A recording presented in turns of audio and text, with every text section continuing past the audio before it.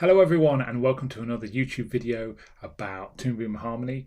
This week I'm going to talk about cleaning up the lines, reordering the lines, adjusting the lines, just getting those levels, those kind of orders in Z depth, so to speak, closest to the camera, furthest away, on your individual drawings, those individual illustrations. So let's take a look. As you can see, I've got a little drawing here on my camera view. Just take a quick look at the no view to show you what I'm working with. So I've got a hidden rough. Now, if you're not working with premium, then you can just use the timeline, the little googly eyes to hide and show things. That's A to activate and D to deactivate as the shortcut, or you can press the visual things here. So I just did a quick rough and I don't need that anymore, so I can get rid of that layer. So we've just got a cleanup layer, and then I've just got a couple of colors in here. When I've drawn this, and this is often a common thing when you're drawing an individual frame of an animation, working on an individual illustration, you often want to work into it depending on what you're doing, but you're going to more than likely want to tidy it up. It's if you are able to just draw a perfect line straight out of the software, then you are amazing, because I really struggled to do that. I know a lot of people do. So you often have to zoom in and tweak things a little bit, go into the different areas. And you can see there's a few bits here, like where I've drawn, because of the line colors, the hairline is over the nose line. I want that to be behind. Obviously I could tidy up the eyes and stuff. That might not be so important. This bit here where the orange is slightly underlapping the blue of the hair, I might want to create a variant of the overlap here on the eyebrow. So there's a couple of things, and I'm going to show you now. The main thing this video is about is the ordering. So this one bugs people, like what we've got here. Oops, I've got the cutter turned on. So I'm going to go to the black selection arrow, and I'm just going to check the whole line where it is, so I can send all of this behind the orange line. Now the easy way to do that is to just select the line, right click on it, and if you go to actually let me just right click up here, so it's all going to appear on the screen. Arrange, and you've got send to back or send backward. So the shortcuts on a Mac, it's command and the down arrow, or control on a PC, and then send to the very back is shift command or shift control, and then the down is the shortcut. So if you're doing it a lot, you might want to use those shortcuts. They're very easy once you get used to them.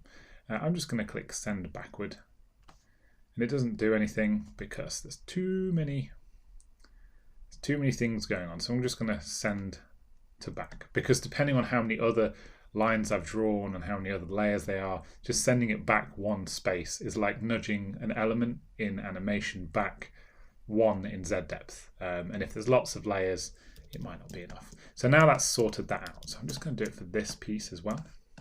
Just checking, yeah, it's going to solve that issue, and maybe I will shift, holding down shift and dragging through there. Just going to fix this one as well. Right click, arrange, send to back. Cool. The next thing I want to do is show you how to, for example, this line here, tidy this one up. So I want to make it a little smoother. Now, I'm not advocating always smoothing off lines and making things look super perfect. I actually quite like a slightly wobbly line. I think it adds a nice charm to the hand-drawn feel of it. Let's just have a look at how we might extend this to go behind the eyebrow and fix this bit here.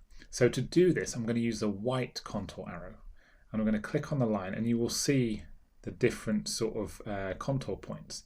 Now you can move them, or you can just delete them if you've got too many by pressing the backspace. And then you can pull out the handles. If you hold down Control, hold down Alt or Option on a Mac, it will constrain the handle rather than move the other one at the same time. Yeah, so if you want that functionality. Sometimes you get these little like sort of extra strokes. You can, when it's white, it's selected, so you can just delete that if you want to really tidy it up. So this really is something that you want to do on rigged animation, because you really want to have the best kind of, or most accurate kind of line that you need for your animation. If you're going to reuse an element lots of times, it's really worthwhile spending that time getting that element. When I talk about elements, I'm on about that drawing, getting it really nice, looking great. So I'm going to pull this line here into this point, just to tidy that up. I can do the same here. You can turn on, if I press undo there, in tool properties there's this little magnet, and that will If you click and hold, you've got snap to contour, alignment, grids. This is Harmony 20. Before that, they were individual little snap options if you're using an earlier version. So you'll see it will ping to the line there. And this little thing, I don't really like that too much myself, so I'm going to turn it off.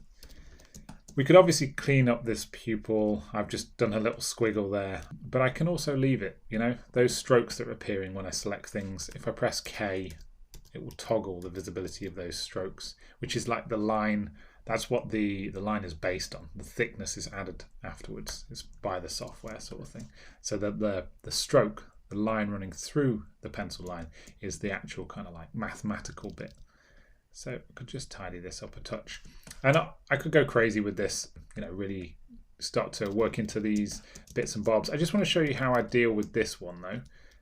I've got a couple of things going on here. I've got an orange underlap on this part, and I actually want the eyebrow to be behind the orange. So to do this, I'm just going to first of all fix this one and fix this one because I want that to be behind. Could just move both of those at once. And what I'm going to do is, instead of bringing the orange bit to the front this time, I'm going to send these, well actually we've already done send to back, so yeah, I could basically send these to the back and then send that to the back, or group them all, send them to the back, but yeah, we'll bring the orange one to the front. So right click, arrange, bring to the front, just for the variation. And then this orange underlap. Okay, so how do we fix this? Well, if I click on this line, you will maybe see it's actually hitting the middle of the blue line there. So that's good. I kind of want that to be how it is. Same on this one. It's perfectly on here. And sometimes when they are perfectly intersecting, if you try and move them, you're going to move the other line as well. So my way to deal with that would be to actually use the cutter tool and to snip a piece out and then move it around, so you can actually, like, you know, adjust it. But I don't actually want to do that because I think it looks okay. What I'm going to use instead is a tool called the pencil editor, which is the sub-selection. So click and hold on the white contour arrow. If I click on the orange tool here, it's actually in two pieces still, but that's okay. If I click on one of these points, hold down the Option or the Alt key, I can just pull this bit in. Now you can click the line and choose in tool properties. You can choose to start and end it with like a flat or a round. You can see how it's actually changing the end here when I do this. I never know what's the start and the end. I always kind of forget which one's which, and sometimes it's easier to just, when you are like really finessing a line or working on all your lines, I just tend to stick to everything being set by default to round. You can also in your cutter option have the default when it cuts to being round or flat. Yeah, I just like to go around and do this because sometimes having a flat end is a bit, if you do move the line later on, having a flat end, you have to go back in and round it off. So I kind of like being able to just hold down Option or Alt and then just adjust the line. So you still have like a nice smooth soft finish, but it is hidden nicely behind there. The final thing I wanted to talk about was thickness, thick and thin. Let's say we wanted to thin off the edge of this hair here as it's going up on this line. Again, I'm going to use the pencil editor, and at the moment if I grab these points it will thin it off. You see that center line? That's the stroke. That's the bit that will move with the white contour arrow. But what you can also do is you can Alt or Option click, oh sorry, Control or Command click, getting confused with all the different Mac and PC, and add a point in here. So this will kind of give you a sort of a constraint area. It will stop it thinning off from before that point. So it gives you a little bit more control. And like I said, if you go to the white contour arrow, this is just going to work just as an individual line again. So there's a little bit of something to work with here. Just got to fix this a touch. Where's my pencil editor? Now you see how that's gone past the line. What I'm going to do is Control click here instead to add a point, and I'm going to actually, with the white contour arrow, add one here and see if I can fix this. So I'm going to zoom in. I'm just clicking on that little bit of the white line That was what I meant to click when I accidentally clicked on the point. And I'm going to use the pencil editor to just tweak this. Now this one I can bring up a bit if I want. It doesn't have to be perfectly precise, for me anyway. And for me that's going to be a happy version of this, happy solution. Can pop it up a little bit, it's still not overshowing. So that's how you get a really nice, clean, tidy line. You can see that's way much more finessed than it was, and it's giving me a great finish. So I could go through this whole image and tidy it up if I was so inclined, and really finesse this into a finalized illustration. I hope that video is useful for you and you found some tips that you can take into your own drawing and animation work. And thanks for watching.